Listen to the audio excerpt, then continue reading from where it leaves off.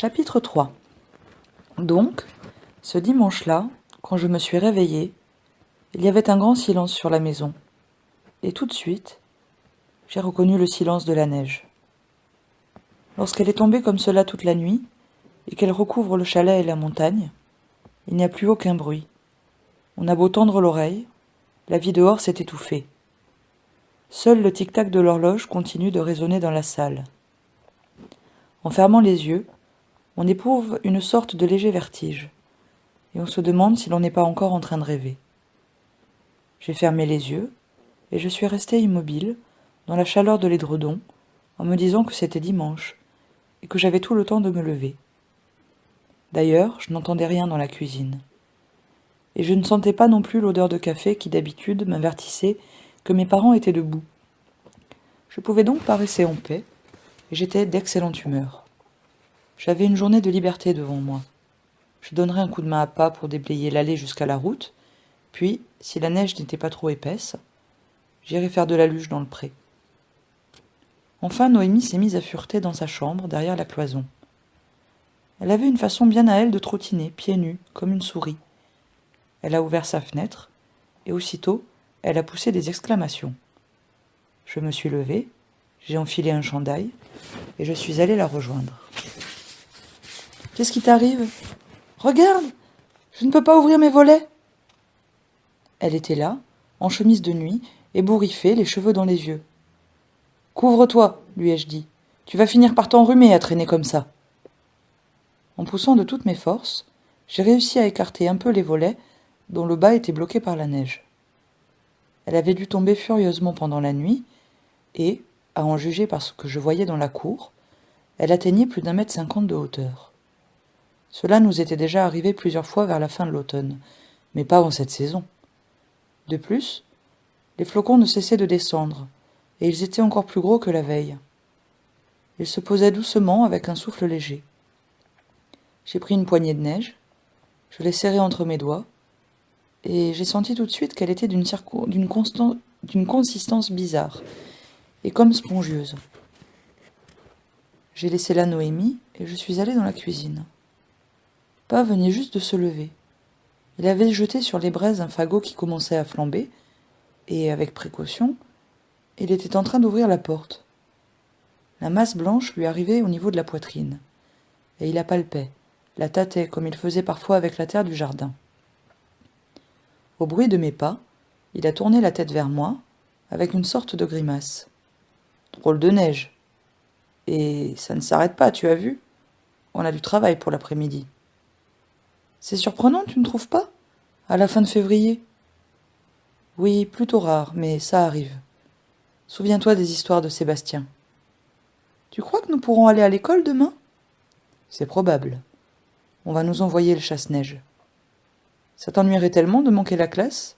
A-t-il ajouté avec un sourire. J'ai dit, bah, d'un air vague, mais je pensais à mon rendez-vous avec Catherine.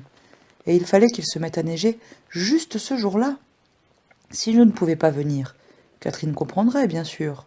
Mais Luc, le fils du boucher, qui lui faisait les yeux doux, était capable de profiter de la situation. D'essayer, du moins. Il avait la chance de vivre au village, lui. Je le connaissais, l'animal. Autant dire que je n'avais pas confiance.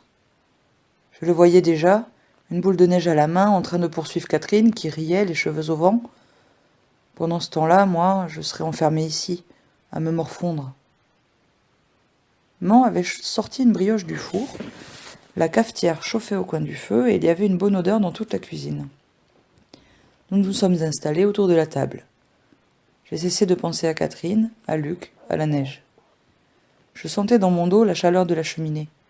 Je mangeais ma tranche de brioche, et j'avais oublié mes soucis. J'aimais bien le dimanche matin, à la maison. Pa avec son gros pull vert et sa barbe en broussailles, qui buvait son café avec de petits ronronnements de plaisir.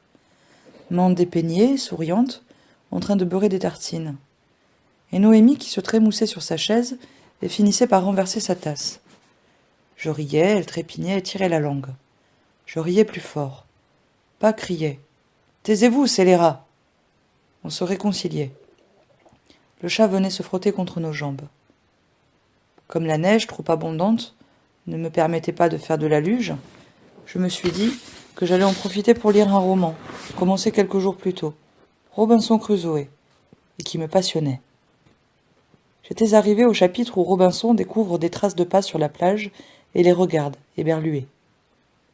En attendant, je suis allé soigner les bêtes. La chèvre, qui faisait toujours la folle quand elle me voyait, était dans un coin, adossée au mur d'une manière bizarre.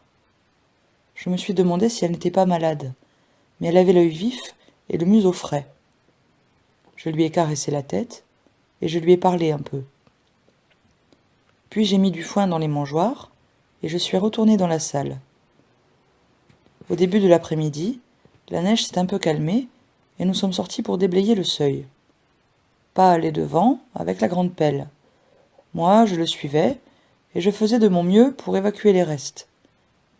On a réussi sans trop de mal à dégager la porte, les fenêtres et l'accès au tas de bois contre la façade, puis on a commencé à creuser un passage à travers la cour. C'était plus difficile, à cause de l'épaisseur de la couche, et nous nous sommes vite fatigués. De temps en temps, Pas s'arrêtait, il s'appuyait au manche de son outil, et il regardait devant lui sans rien dire, en clignant des yeux pour se protéger des flocons. « Tu n'entends rien, Simon ? On croirait un bruit de moteur. » J'écoutais, en retenant mon souffle. « Non, rien. J'espère pourtant qu'ils finiront par nous l'envoyer, ce chasse-neige. » Quand nous sommes arrivés au milieu de la cour, le vent s'est levé. À nouveau, les flocons étaient plus gros et plus serrés. Maintenant, ils tombaient de biais et venaient se coller contre nos canadiennes. De petites avalanches se glissaient dans la tranchée. Si cela continuait, dans 1 heure, nous aurions travaillé pour rien. « On ne va pas plus loin, » a dit Pa. « Ça n'en vaut pas la peine. On peut rentrer se chauffer. »« Ah, j'entends quelque chose. » Cette fois, en effet, je percevais un vague grondement qui peu à peu s'est amplifié. Nous avons attendu, mais c'était l'avion de 5 heures. Il est passé très haut, invisible dans la tempête. Il s'est éloigné vers le nord, et le bruit s'est effacé. Des paquets de neige tombaient, avec un bruit mou, des sapins secoués par les rafales. Déjà, il faisait presque nuit. Man avait allumé dans la salle, et Noémie, le bout de son nez écrasé contre la vitre, nous regardait. « Tu es en nage, m'a dit Man. Va vite te changer. » Je suis allé dans ma chambre, et j'ai mis une chemise propre. Ensuite, j'ai pris mes livres de classe, mes cahiers, et je me suis installé dans la salle, devant la cheminée. Je n'ai jamais été très fort en mathématiques, et ce jour-là, je m'en souviens, j'avais un problème particulièrement difficile. J'ai relu plusieurs fois le texte, sans très bien comprendre de quoi il s'agissait. Je savais que dans ce domaine, il ne servait à rien d'interroger mon père, car lui aussi était brouillé avec les chiffres. Je lui avais posé des questions. Il aurait d'abord pris son air ennuyé. « Voyons, voyons. » Il aurait lu l'énoncé en se grattant le front, et il aurait sans doute mis ses lunettes, ce qui, chez lui, est un signe de perplexité. Mais de tout cela, il ne serait rien sorti. D'ailleurs, il était vautré dans son fauteuil, au coin du feu. Il tirait sur sa pipe, et il avait l'air de réfléchir. On entendait le vent ronfler dans la charpente. Parfois, un petit nuage de fumée se glissait contre le manteau de la cheminée et s'étalait au plafond. Pa finit par se lever, et il s'approcha de la fenêtre, qui à nouveau était partie obstruée. « On a perdu notre temps cet après-midi. Tout est à refaire, et ce maudit vent n'arrange rien. » Il tendait l'oreille, et il devait toujours songer à son chasse-neige. « Ma parole, il nous oublie. »« Si tu crois qu'ils n'ont que ça en tête, dit Man, et puis maintenant, il est trop tard. Je vais quand même appeler le service de la voirie. » Il décrocha le visiaphone, appuya sur les touches. Il n'y eut d'abord sur l'écran que des zébrures blanches, puis un visage apparut et se tordit un instant comme une flamme. Enfin, l'image se stabilisa. C'était monsieur Marmion, le cantonnier-chef, que je connaissais bien car il habitait juste à côté du collège, et quand je le rencontrais, le matin, il me criait du haut de son camion. « Salut, l'homme des bois !» Ou « Alors, les ours ne t'ont pas encore mangé ?» Un bon vivant, disait Pa. Mais ce soir-là, il avait l'air fatigué et soucieux. « Comment ça va là-bas ?» demanda mon père. Mal, vraiment mal. Ça n'arrête pas de tomber. Et avec ce vent, nous avons des congères. Les 2 chasse-neige sont sur la nationale. Vous pensez à nous? On pense à tout le monde, mais pour l'instant, on ne peut rien faire. Demain matin? Demain peut-être, si la tempête se calme. Pour l'instant, ça n'en prend pas le chemin, soyez patient. On a l'habitude. Je vais être obligé de vous quitter, dit Marmion. Il y a plusieurs poids lourds bloqués du côté de Rolonge. Il faut que j'y aille. Bonne nuit à tous. Il leva la main à la hauteur de sa tempe, et sur ses traits tirés passa une sorte de sourire. On n'ira pas à l'école, on n'ira pas à l'école, chantonna Noémie. Là-dessus, je fermai mon cahier. Il n'y avait plus d'urgence, et je songeais que, si la neige continuait, Catherine serait peut-être, elle aussi, retenue chez elle. L'horloge sonna 7 heures. Le chat sortit de sous la cheminée, s'étira et bâilla. Le vent soufflait toujours par rafales, et elle devenait de plus en plus forte.